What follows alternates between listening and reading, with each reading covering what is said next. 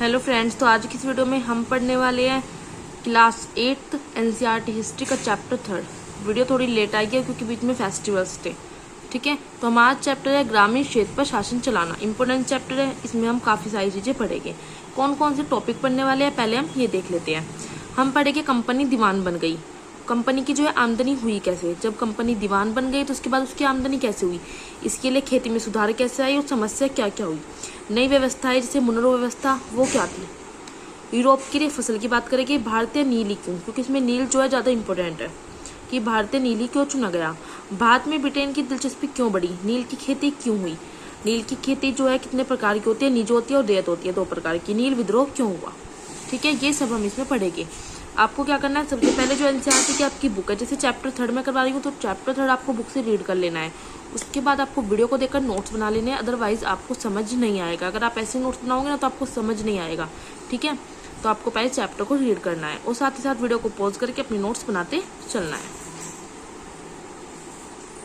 आ जाता है पहला पॉइंट, कंपनी दीवान बन गई। तो यह घटना जो है रॉबर्ट क्लाइव के तंबू में घटी। ठीक है, 12 अगस्त 1765 को मुगल बादशाह ने बंगाल का दीवान तैनात किया। किसको, ईस्ट इंडिया कंपनी को। EIC मतलब ईस्ट इंडिया कंपनी, शॉर्टकट में मैंने लिखा हुआ है। आर्थिक मामलों में इनकी मुख्य भूमिका हो गई थी। अंग्रेज जो थे ये क्या करते थे, व्यवस्थित नियमित करते थे। किसको, अपनी आमदनी को वो व्यवस्थित करना चाहते थे और नियमित करना चाहते थे। स्थानीय सत्ता शासन को नियंत्रित करना है। फिर आ जाता है कंपनी की आमदनी। जो कंपनी की आमदनी तो किससे मिलती थी, वो दीवानी से मिलती थी। मतलब रेवेन्यू जो इकट्ठा होता था वो लगान वसूली करके होता था, जमींदारों के माध्यम से होता था। और समस्या क्या थी, समस्या यहाँ पर थी कि जो वे थे भारी लगान उन्होंने वसूलना शुरू कर दिया। शुरू में किसानों और व्यापारी वर्ग को कम कीमत पर उन्होंने सामान बेचा। किसानी जो व्यापारिक वर्ग थे वो इस कारण क्या हो गए, बर्बाद हो गए, क्योंकि उन्हें कम कीमत पर उनको। अब आ जाता है 1765 में ब्रिटेन से सोना चांदी मंगाना बंद हो गया था। 1770 में क्या हुआ, बंगाल में अकाल पड़ गया। इसी वजह से 1/3 आबादी जो है खत्म हो गई। कंपनी की आमदनी समझ आ गई। मतलब जो कंपनी तो दीवान तो बन गई थी, लेकिन वो खुद को क्या है, एक व्यापारी ही मानती थी, जैसे एनसीईआरटी बुक में लिखा है। ठीक है, कंपनी क्या चाहती थी, वो भारी भरकम लगान चाहती थी कि उन्हें लगान ज़्यादा वसूल ना हो। ठीक है, तो उसके लिए क्या करा उन्होंने, उसके लिए उन्होंने किसानों से ज़्यादा लगान वसूल किया। और इसी कारण क्या हुआ, 5 साल के अंदर ही बंगाल में जो कंपनी द्वारा खरीदी जाने वाली चीज़ें थी उनका मूल्य 2 गुना हो चुका था। इसलिए 1765 में क्या हुआ था, जो सोने और चांदी का जो 1765 में ब्रिटेन से सोना चांदी उनको उसका आयात होता था वो मंगाना बंद हो गया। और किसान और व्यापारी वर्ग क्या हो गया, पूरी तरह से बर्बाद हो चुका था। और जल्दी पता चल गया कि जो बंगाल की अर्थव्यवस्था है वो गहरे संकट में फंसती जा रही है, क्योंकि कारीगर क्या थे, गाँव छोड़कर भाग रहे थे, क्योंकि उन्हें बहुत कम कीमत पर अपनी चीज़ें कंपनी को जबरन बेचनी पड़ती थी। जैसे लिखा है ना कि व्यापारी वर्ग को कम कीमत पर सामान बेचा, तो क्या था, बहुत ही कम कीमत पर उन्हें अंग्रेजों को अपना सामान बेचना पड़ रहा था। और अंग्रेज क्या करते थे, वे जो कंपनी थी वो उनके किसान वर्ग से कम कीमत पर सामान लेती थी और उन्हें भारी भरकम मूल्य पर बेचती थी। तो किसानों को तो कोई फायदा नहीं हो रहा था, कारीगर को कोई फायदा नहीं हो रहा था, तो वे गाँव छोड़कर भाग रहे थे। अब आगे आ जाता है खेती में सुधार। जब अर्थव्यवस्था में संकट आया तो कंपनी को क्या लगा, कंपनी को लगा कि अब जमीन में उन्हें खेती में निवेश करना, खेती में सुधार लाना जरूरी है। ठीक है, और ये काम किस तरह हो सकता था, उन्होंने अब यह सोचा। तो 1793 में क्या हुआ, स्थायी बंदोबस्त लागू किया गया। खेती में सुधार क्यों हुआ, क्योंकि कंपनी जो है निश्चित राजस्व के लिए आश्वस्त रह सके, आमदनी में वृद्धि हो सके, क्योंकि उनका व्यापार ठप हो चुका था। तो उन्होंने 1793 में स्थायी बंदोबस्त व्यवस्था लागू की। इसमें क्या था, इसमें अंग्रेजी जो है न जमींदार से राजस्व वसूल किया जाएगा, न जमींदारों को किसानों से। मतलब अंग्रेजों ने ना तो जमींदार से राजस्व वसूल किया और ना जमींदारों ने किसानों से। जमींदारों की जो जमींदारी थी वो नीलाम और किसानों को भूमि से बेदखल कर दिया गया। स्थायी राजस्व था ये। स्थायी बंदोबस्त में खेती में निवेश को प्रोत्साहन दिया गया। ठीक है ना, प्रोत्साहन नहीं दिया गया, खेती में प्रोत्साहन देने की बात की गई थी पर उसे निवेश को प्रोत्साहन नहीं दिया गया, लाभ कमाने की इसमें व्यवस्था कही गई थी। तो ये सब हो जाता है खेती में सुधार। कुल मिला के ये बात थी कि जो स्थायी बंदोबस्त में कहा गया था ना, सब कुछ वो नहीं किया गया। कंपनी के अफसरों ने ये पाया कि अभी भी जो जमींदार हैं वो जमीन में सुधार के लिए खर्चा नहीं कर रहे थे। ठीक है ना, जो कंपनी ने जो राजस्व तय किया गया था वह इतना ज़्यादा था कि उसको चुकाने में जो जमींदार थे उनको बहुत परेशानी हो रही थी। जो जमींदार राजस्व चुकाने में विफल हो जाता था उनकी जमींदारी छीन ली जाती थी और बहुत सारी जमींदारी को कंपनी जो है नीलाम कर चुकी थी। तो स्थायी बंदोबस्त की समस्या क्या थी कि जमीन में सुधार के लिए खर्चा नहीं दिया गया था, राजस्व अधिक चुकाने में असमर्थ थे क्योंकि उनका जो लगान था बहुत ज्यादा था, हित उसके लिए सुरक्षित नहीं थे। तो जो भी स्थायी बंदोबस्त में किया गया था वो कुछ नहीं हुआ। अब आ जाता है भू राजस्व व्यवस्था, जो इंपॉर्टेंट है। इसमें क्या जाता है, आपकी स्थायी व्यवस्था जाती है, महलवाड़ी व्यवस्था और रेतवाड़ी, या जिसको हम कहते हैं मुन्नो व्यवस्था आ जाती है। स्थायी व्यवस्था की बात करें, जब आमदनी बढ़ी तो उनकी इनकम नहीं बढ़ी।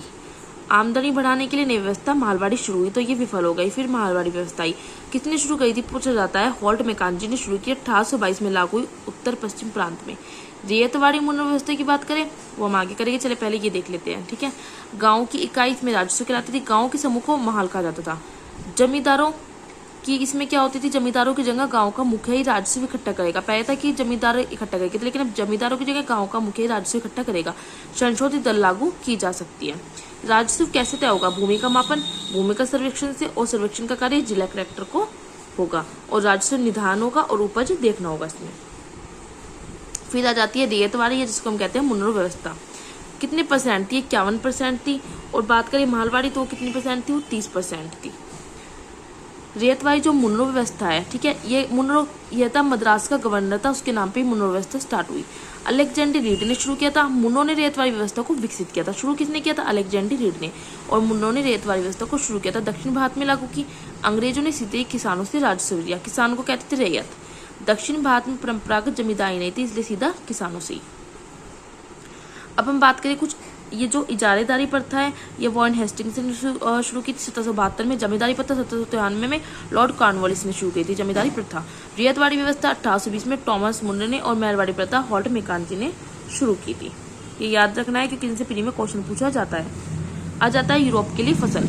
ग्रामीण इलाके से न केवल राजस्व बल्कि अब यूरोप के लिए फसल के लिए भारतीय खेत इस्तेमाल किए गए। 18वीं सदी में अफीम और नील उगाया गया था। अलग अलग भाग पर अलग अलग फसलें उगाई गई अंग्रेजों के कहने पर, जैसे संयुक्त प्रांत में गन्ना, पंजाब में गेहूं, मद्रास में चावल, असम में चाय, बंगाल में पटसन और महाराष्ट्र में कपास की खेती की गई। अब आ जाता है इंपॉर्टेंट पॉइंट, जो है आपका नील। ठीक है, कि भारतीय नीली क्यों चाहिए था। नील का पौधा था वो उष्णकटिबंधीय इलाकों में उगता था और चमकदार था काफी, इसलिए भारतीय नील की बहुत मांग थी। यूरोप के कपड़ा उत्पादकों को बैंगनी और नीले रंग के लिए वोड पौधे पर निर्भर रहना पड़ता था। वोड पौधा क्या था, वोड नामक एक पौधा था, और वो पौधा शीतोष्ण क्षेत्र में उगता था, इसलिए यूरोप में आसानी से मिल जाता था। लेकिन जो वोड था ना, वो शीतोष्ण क्षेत्र में उगता था, लिखा ऐसे मिलने वाला जो नीला रंग था वो बेजान और फीका था, और जो भारतीय नील से मिलता था ना, वो काफी ज्यादा चमकदार होता था, इसलिए इसकी मांग थी। 18वीं सदी तक भारतीय नील की मांग बढ़ी। 1788 में क्या हुआ, ब्रिटेन में आयात किया गया नील में भारतीय नील का हिस्सा कितना था, सिर्फ 30% ही मिलता था। 1810 में 95% मिल पाया। भारत में नील पौधों की कटाई जो पुरुष करते थे, ऋण के बदले किसानों को अपनी 25% भूमि पर नील उगाओ, यह कहा गया था। ठीक है, नील की जो खेती थी दो प्रकार की होती थी, दो तरह से होती थी, निज और रैयत। निज में क्या था कि जो बगान का मालिक है, जो बगान मतलब होता है एक विशाल खेत। देखिए लिखा है बगान मतलब एक विशाल खेत। जो खेतों का मालिक होता था वो खुद अपने ही खेतों में खेती करता था नील की।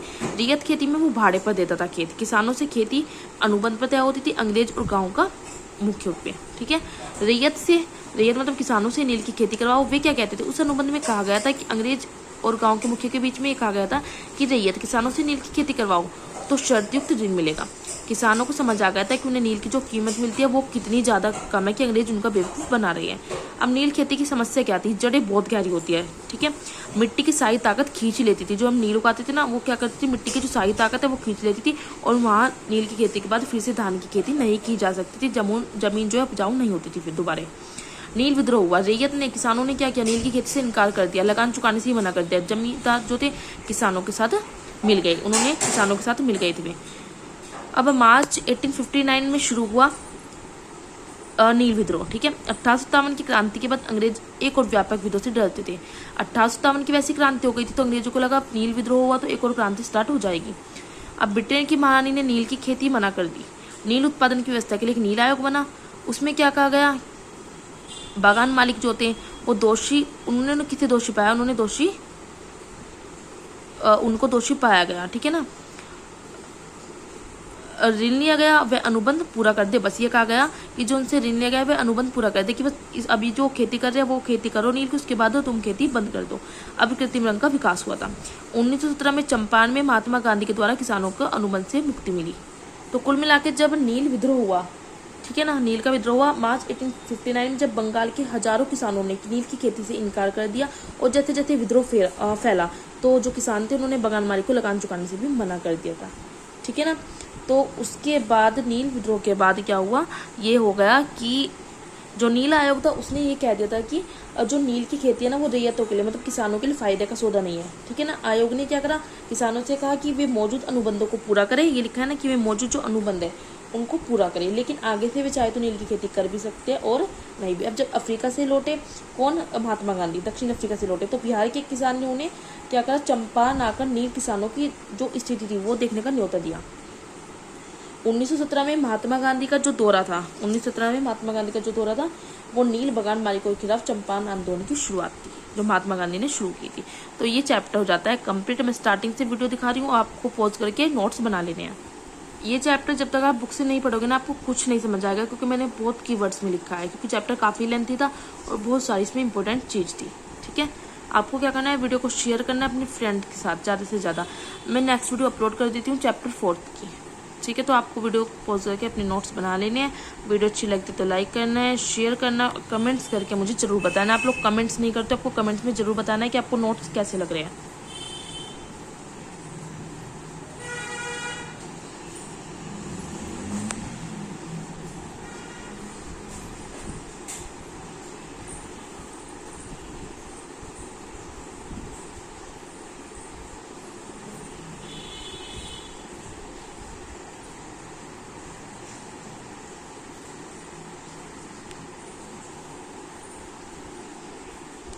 बीघा भी तो 1 पॉइंट की जमीन की माप होती है। बंगाल में अंग्रेजों ने इसका क्षेत्रफल 1/3 एकड़ तय किया था।